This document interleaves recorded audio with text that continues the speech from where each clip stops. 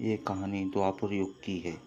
उस समय किसी भगवान का ना जन्म हुआ था और ना ही कोई किसी भगवान को जानते थे।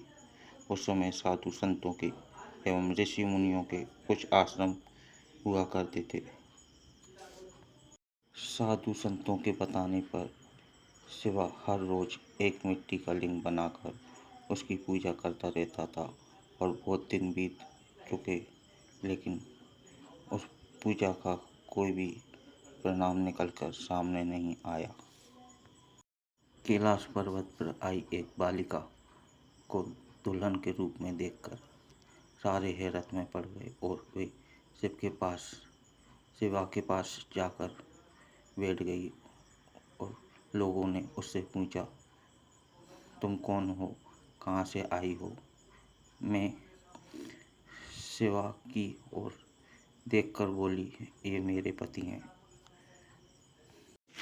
हमारी बहुत पहले शादी हो चुकी है, ये मेरे पति हैं। ये सुनकर सभी गांव वाले सोच में पड़ गए और बार बार उसे अपना घर के बारे में पूछते रहे।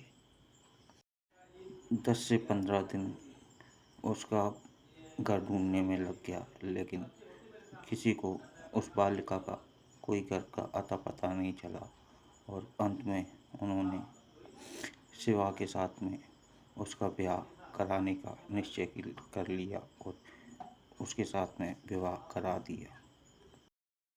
पार्वती अधिक सुंदर होने के कारण उसको देखने के लिए गांव वालों की भीड़ मची रहती थी।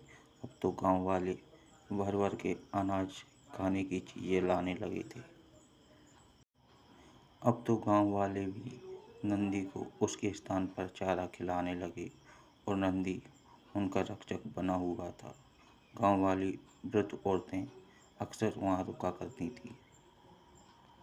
साधु बाबा भी इतनी आदमियों की भीड़ देखकर 1-2 दिन के लिए अपना आश्रम छोड़कर कहीं चले जाते थे और पार्वती शिव का स्थान एक गुफा के अंदर उन्हें रहने के लिए व्यवस्था बना दी।